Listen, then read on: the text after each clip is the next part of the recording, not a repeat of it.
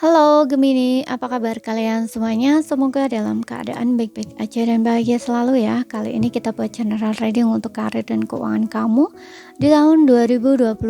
Tapi ingat, ini gak akan resonate untuk kamu semua yang berzodiak Sun, Moon, Rising, and Venus Gemini. Ambil positifnya aja, selebihnya buang, bijaksana menyikapi. Kalau kamu ingin buat personal reading atau konsultasi pribadi, kontaknya ada di keterangan profil atau di bawah video ini ya. Dan untuk melihat reading lain, kamu bisa cek di beranda ataupun list video channel ini. Sifatnya timeless, jadi bisa kamu tonton sampai kapanpun kamu ketarik untuk nonton ataupun baru nemuin readingan tersebut. Begitu juga readingan ini sifatnya juga timeless, namun timelessnya hanya sepanjang tahun 2025 saja. Oke, sekarang kita akan lihat untuk karir kamu dulu ya, untuk para Gemini di sini. Aku akan tarik 4 kartu ini ya, jadi nanti sesuaikan aja dengan kondisi kalian masing-masing ya. Mana yang resonate, ambil aja yang resonate.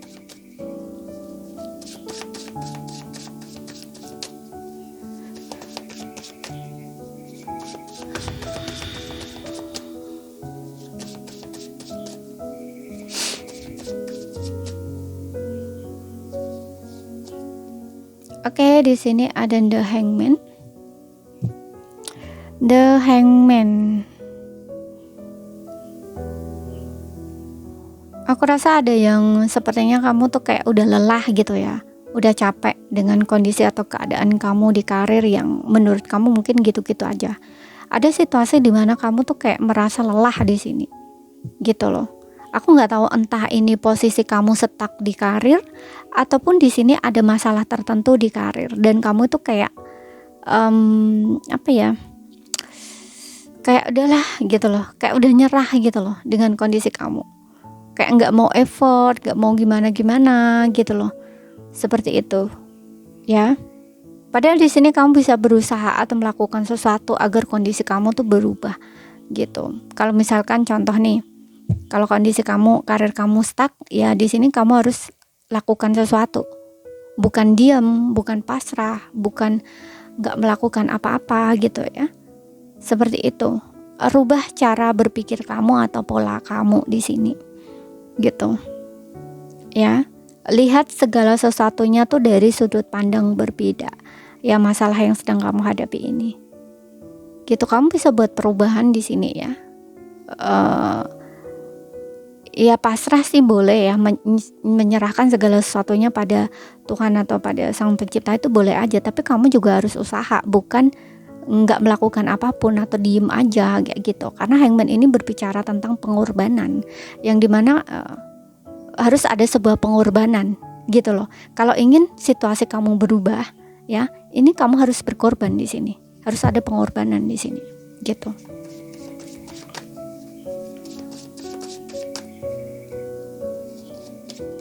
Kemudian di sini ada Four of Pentacles. Ya, ada yang memang kamu ini terlalu keras kepala di sini ya. Keras kepala atau kamu tuh kayak dalam zona nyaman kamu gitu loh. Ya, kamu nyaman gitu-gitu aja gitu. Makanya kayak nggak ada perkembangan, nggak ada kemajuan gitu loh. Kamu juga terlalu keras kepala dan sangat egois. Egomu juga tinggi di sini. Gitu. Oke.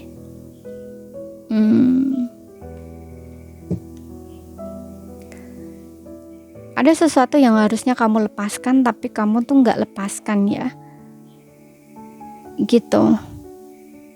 Kamu terlalu menginginkan sesuatu, tapi ketika sesuatu itu nggak terjadi sesuai keinginan kamu, jadinya tuh kayak kamu apa ya? Kayak nggak bisa nerima gitu loh, harus gitu loh, harus terjadi gitu loh.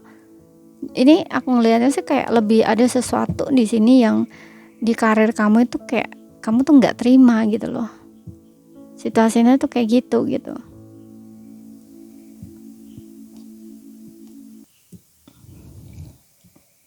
Ya, jadi kamu tuh kayak diam gitu, kayak seperti orang malas melakukan apapun kayak gitu. Tapi sebenarnya nggak malas di sini. Kamu hanya kayak belum ingin melakukan apa-apa kayak gitu loh. Walaupun di Four of Swords ini, Four of Pentacles ini bicara tentang kestabilan bisa juga ya. Namun aku di sini ngerasainnya lebih bukan stabil sih. Kayak kondisi kamu tuh mandek gitu loh, stuck gitu loh. Karena di sini juga ada Hangman. Kemudian di sini ada Three of Wands ya. Kamu harus berpikiran jauh ke depan di sini ya, merubah sudut pandang kamu gitu loh, melihat segala sesuatunya tuh dengan berbeda gitu. Ya, lepaskan yang seharusnya kamu lepaskan di sini. Contohnya misalkan ya cara lama kamu, pola-pola lama kamu gitu loh, yang tidak melayani kamu di pekerjaan gitu loh. Ya, kebiasaan-kebiasaan lama gitu. Dan di sini juga kamu harus berpikiran jauh gitu loh, berpandangan jauh ke depan gitu. Contoh kalau usaha sendiri ya, kamu harus berpikir bagaimana usaha kamu ini bisa berkembang gitu loh. Jangan berada dalam zona nyaman gitu. Kamu harus buat perubahan, dan di sini memang butuh pengorbanan di sini. Entah aku nggak tahu, mungkin ini berkorban uang bisa juga, karena di Four of Pentacles ini bisa bicara bahwa kamu itu terlalu melekat dengan uang kamu gitu loh. Bisa juga seperti itu. Ya.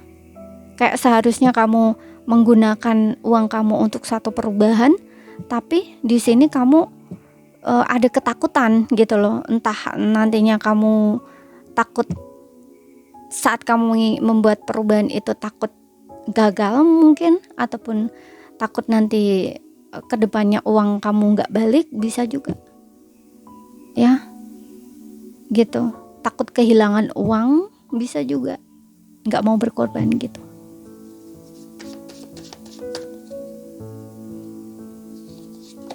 Kemudian di sini ada Ace of Swords ya. Oke. Kamu harus berani di sini ya, benar-benar berani, dan harus benar-benar yakin gitu loh dengan kemauan kamu. Jadi kayak harus ada tekad gitu loh di sini. Harus ada tekad, harus ada kemauan ya, seperti itu.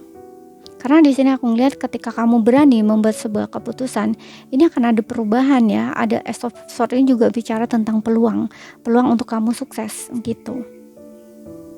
Oke, dan juga aku rasa untuk beberapa ini juga tentang kesuksesan ya. Mungkin akan ada sebuah pekerjaan baru. Kalau kamu yang nggak ada pekerjaan, ini kayak ada kesempatan peluang kerjaan baru. Kemudian aku juga ngerasa ada beberapa yang mungkin kamu punya sebuah ide gitu ya, atau rencana di sini yang bisa ide ya. Kalau ide ya mungkin kamu punya sebuah ide baru gitu ya, yang benar-benar ide itu tuh jelas, dan mungkin kamu akan aplikasikan ke pekerjaan kamu gitu, yang realisasikan di pekerjaan kamu ya, supaya kamu ini bisa sukses gitu ya.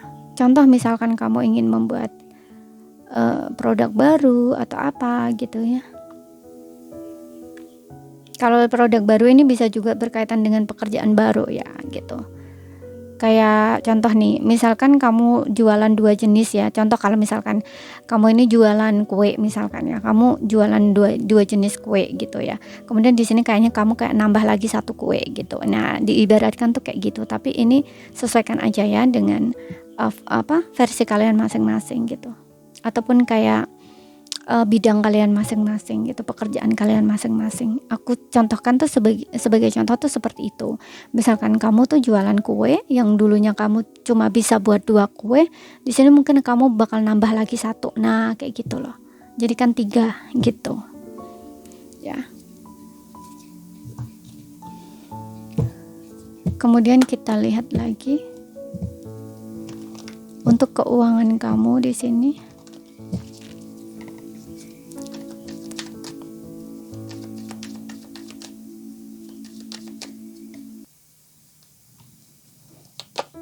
Untuk keuangan di sini aku ngerasa stabil ya. Keuangan kamu di sini stabil. Namun untuk beberapa orang diminta untuk menyeimbangkan ya antara pemasukan dan pengeluaran. Karena di sini jangan sampai kamu banyak pengeluaran daripada pemasukan gitu. Atau justru kamu nggak ada pemasukan sama sekali, tapi nggak perhitungan dalam mengeluarkan uang ya. Sehingga tahu-tahu nanti saldo ATM kamu atau tabungan kamu terkuras habis gitu. Makanya perhatikan ya keluar masuknya keuangan kamu di sini. Pertimbangkan kalau ingin beli apa gitu, pertimbangkan dulu apakah ini hanya memenuhi keinginan kamu aja gitu, ataukah itu kebutuhan kamu gitu. Kemudian di sini ada Three of Cups juga. Oke. Mungkin akan ada sebuah perayaan di sini ya. Jadi ada sebuah mungkin sesuatu yang mengharuskan kamu tuh kayak mengeluarkan uang gitu ya. Mungkin akan ada sebuah perayaan, entah kamu menggunakan uang kamu untuk pesta ulang tahun, ataupun mungkin di sini akan ada sebuah reuni dengan teman-teman kamu. Oke. Karena di Ace of Swords ini aku juga ngerasa untuk beberapa tuh kayak sukses di karir gitu loh. Ya, ada goal yang kamu capai, dan di sini mungkin kamu akan rayain dengan teman-teman kamu gitu. Namun perhatikan ya, lagi-lagi perhatikan untuk pengeluaran kamu gitu. Jangan hanya untuk senang-senang aja gitu loh. Oke. Tapi kamu nggak ngelihat saldo keuangan kamu atau pemasukan kamu gitu. Karena Three of Cup ini juga bisa bicara tentang yang kamunya ini membelanjakan keuangan kamu tuh untuk senang-senang gitu loh, untuk hura-hura, untuk have fun gitu. Tapi kamu nggak ngelihat keuangan kamu yang apakah uang kamu itu benar-benar banyak atau enggak gitu, ataukah kamu tuh ada pemasukan yang lebih atau enggak gitu loh. Kemudian di sini ada Nine of Wands. Nine of Wands. Ya, aku ngerasa ada yang khawatir di sini, yang khawatir ya akan keuangan. Namun aku lihat kamu tuh masih bisa bertahan di sini ya. Bersabar aja di sini. Ya, bersabar aja dan lakukan sesuatu usaha ya, effort. Karena Nine of Wands ini bisa bicara bahwa kamu tuh bisa bertahan ya dalam posisi apapun. Apalagi di sini ada Two of Pentacles ya, yang seperti yang bilang tadi, kamu harus mengatur ulang keuangan kamu. Jadi di sini aku rasa walaupun kamu cemas atau khawatir tentang keuangan, kamu itu masih bisa bertahan gitu ya. Yang penting kamu atur ulang, kamu tinjau kembali keluar masuknya keuangan kamu gitu. Kalau misalkan uang kamu minim sekali gitu ya, ya gunakan aja untuk yang penting aja dulu gitu ya. Untuk keinginan-keinginan kamu itu jangan dulu lah gitu, karena kamu kan belum ada ya gitu loh, karena uang itu kan belum ada gitu, belum mencukupi ya. Jadi ini kebutuhan kamu aja diduluin gitu loh. Oke. Karena di Nine of Wands ini pertahanan gitu loh, kamu bisa bertahan di sini. Kamu masih bisa bertahan walaupun mungkin kamu juga kayaknya stres gitu ya, kayaknya pusing kayak gitu. Tapi kamu masih bisa bertahan di sini. Sabar aja gitu loh. Jangan menyerah dengan kondisi kamu. Gitu.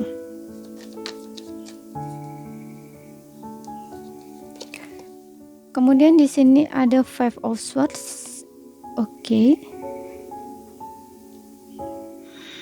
Mungkin kamu nggak semua ya, beberapa aja.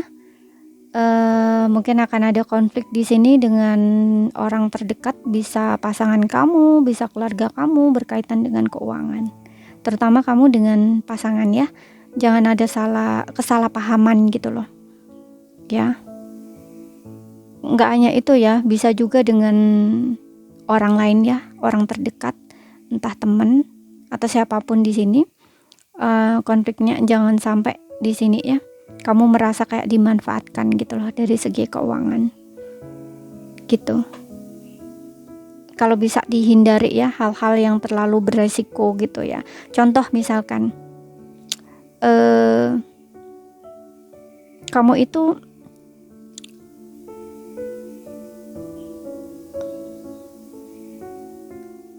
itu minjemin uang ya sama orang yang mungkin kamu percaya gitu. Oke. Namun ketika kamu sendiri kesusahan, orang tersebut tuh nggak mau bantuin kamu gitu. Jadi kan kayak kamu tuh ngerasa dimanfaatkan gitu. Dan mungkin